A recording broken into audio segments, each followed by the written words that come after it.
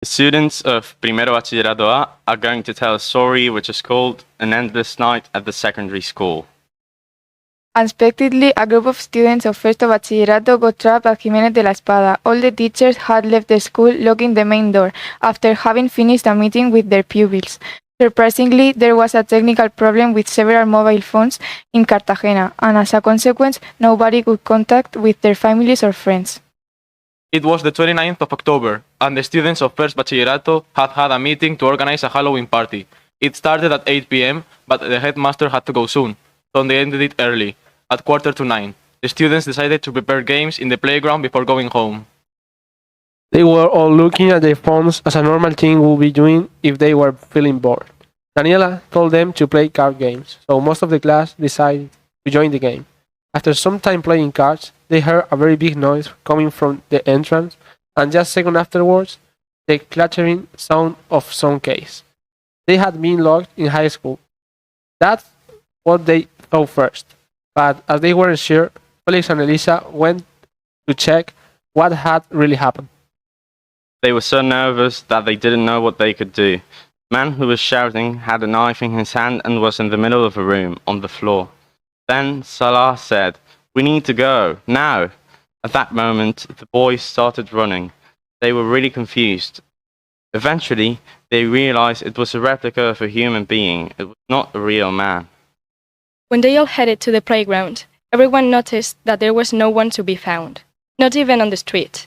It was like if everybody had been abducted, and the only thing left was just a bit of rubbish on the floor and some school bags. In one moment, Felix was lost in a building. He felt scared because he was alone and he couldn't find anybody. He didn't know what was happening and he decided to run quickly to his classroom.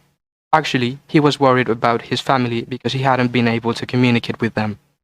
He was also worried about his friends because he couldn't see them in hours. Khadija felt concerned and tense when she realized no one was around, but she tried to stay optimistic and believed that someone would return to unlock the door soon. Later, she and another friend checked their phones, but they found no signal. At that point, Khadija felt happy knowing she would have an amazing story to share with her friends. Also, Khadija knew she wasn't going to feel hungry because there was a lot of food in the canteen. Larissa was worried about not being able to leave the school. She didn't like that situation at all, and apart from that, she also had to get prepared for an important exam which they were supposed to have the next day. That unexpected situation didn't allow her to study. Besides, she had a lot of work to do. One of the tasks that needed much preparation was an important speaking test. She was extremely nervous. She was hysterical.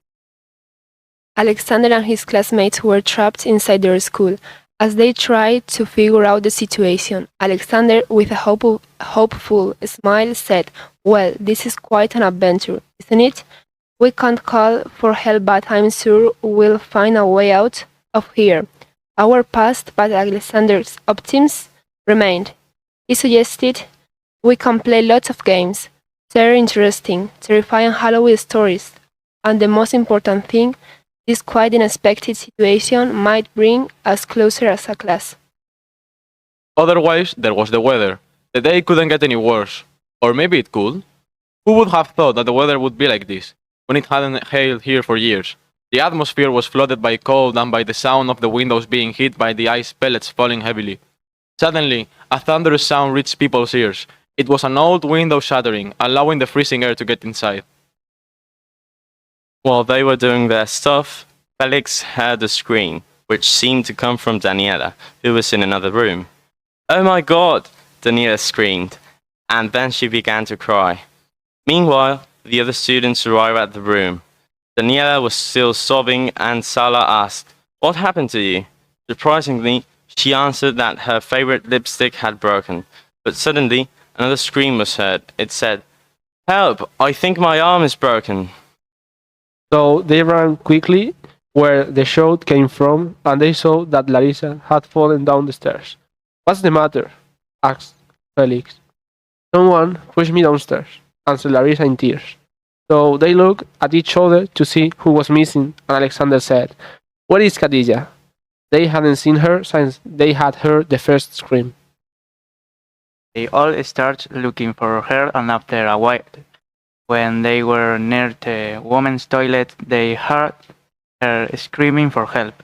However, before they could get her out of there, the fire alarm started going on, so they have to leave Khadija there and go quickly to see what was happening.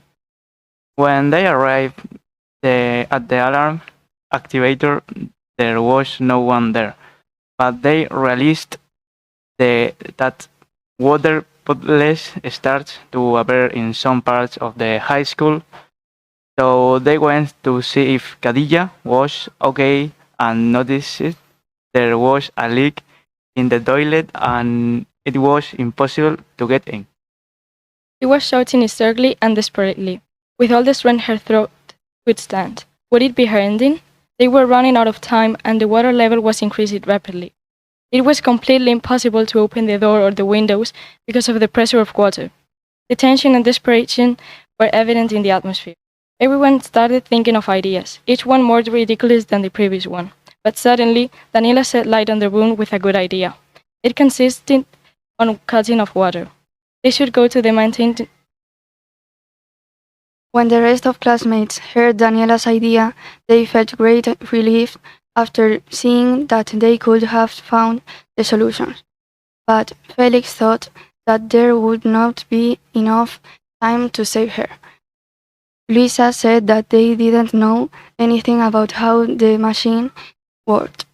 Even so, Shala and Daniela decided to go and look for the plans of the water